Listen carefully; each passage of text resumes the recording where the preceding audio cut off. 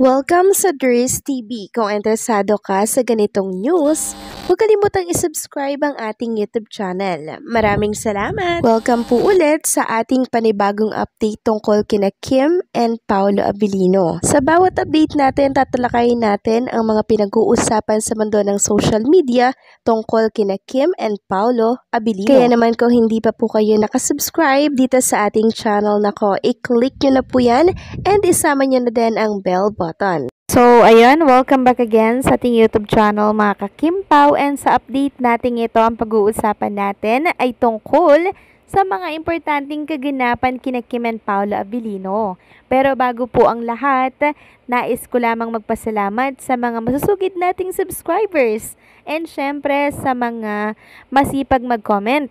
So, meron tayong dalawang comment na babasahin. Mula ito kay Ginang Josephine Brandial. Sabi niya, alam natin na ang pagkatao ni Paolo dapat masanay na tayo. Very private si Paolo. Sila lang dalawa ang nakakaalam ng kung anong meron sila. Salamat po sa komento, Ginang Josephine Brandial. Yes, agree po ako sa naging komento po ninyo. Very private talaga si Paolo Abilino. Kasi sabi niya nga po dati, 'di ba? Privacy is power. Kaya kung meron man pong naiinip dyan na mga Kimpaw fans ng pag-amin nila, bakit daw hindi madalas nagpo-post si Paolo Abilino ng mga picture ni Chinita Princess, sila lamang pong dalawa ang nakakaalam at nagkakaunawaan ng kung anong meron sa kanila.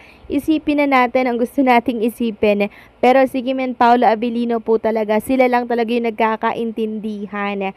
And ang clue, nakikita naman natin, 'di ba, sa kanilang mga kilos, mga kakimpaw, hindi po yung tinatago ni Paolo. Very caring siya kay Chinita Princess. At ang next comment naman mula po ito kay Ginang Norma Dayag. Sabi niya, wow, greatly Kim is changing her name. Terrible if this legit. God has answered our prayers. Yes, the most happiest vlogs of yours, Dries, that I heard. God bless them both. There's wag kang magbabago sa kanilang dalawa. Marami silang joint investment. If I am not mistaken, my beach resort sila sa Cebu and coffee shop sa Baguio. So with their gym building in Makati and lot in Tagaytay and Baguio. God bless them both and their legit vloggers. So with their fans and their immediate families and senior citizen worldwide. Wow, nakakatuwa naman po yung inyong binahagi, Ginang Norma Dayag, na marami po nilang joint business. Talagang ang mga, alam niyo, mga Chinese, no? Mahilig sila talagang mag-business, magpayaman, di ba? And nakakatuwa lang dahil si Kim and Paolo Abilino, sobrang compatible to each other dahil mahilig din si Paolo Abilino mag-business eh. So, in the future talaga, mga kakimpaw, hanggang sa apo ng katuhod-tuhuran po ni Kim and Paolo Abilino, hindi na po maghihirap dahil napakayaman po ni Kim and Paolo Abilino. So, maraming salamat po sa mga commenters natin ngayon sa update na to.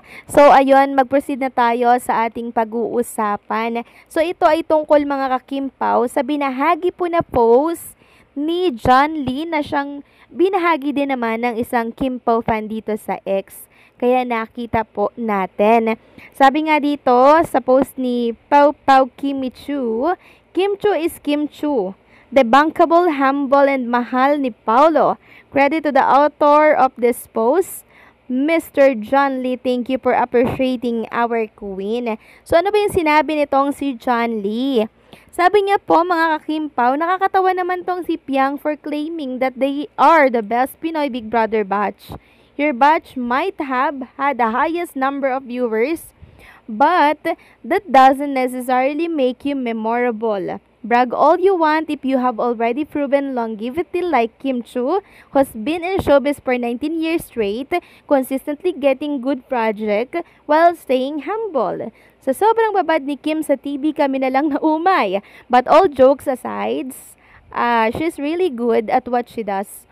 Ang daming may gusto kay Piang personally. I don't find her interesting. Some squammy humor can be genuinely funny, but hers just comes off as annoying. Ako lang ba nakakaramdam noon? I don't know.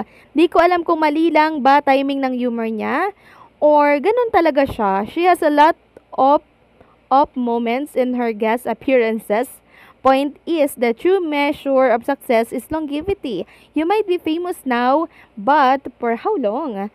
Lesson and goal in a world full of young, just to be a Kim Chu. So, alam niyo na naman po siguro yung naging issue nitong tungkol kay Pianga. So, ang focus natin dito ay yung pagiging humble ni Chinita Princess na kahit 19 years na in showbiz, continue naman po yung kanyang good project, 'di ba? So ganyan talaga pag humble mga kakimpaw. Sabi ko nga po, palaging may blessings tapos samahan ng magandang pakikisama sa kapwa. Nako po, talagang dadagsa ang blessings like Kim Chu.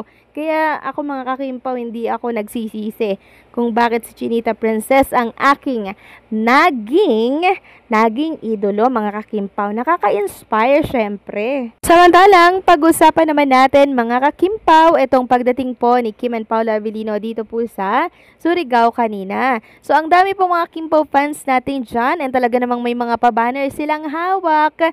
Dito po yan sa mismong venue po ng concert ni Kim and Paolo Avellino or pagdadausan po ng event.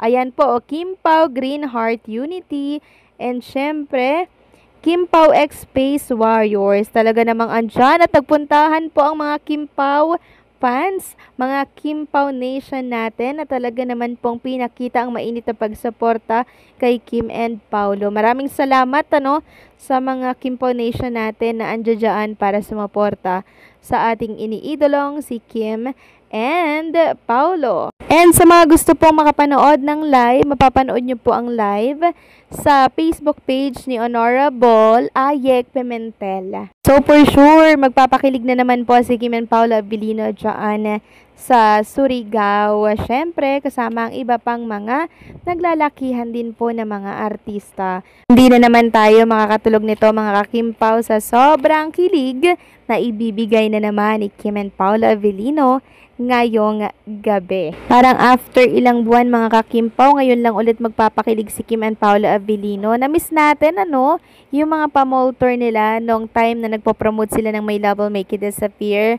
Ngayong July, eto na naman. At muli na naman tayong papakiligin ni na Kim and Paolo Avellino. So baka merong hindi makatulog dyan mga kakimpaw ha.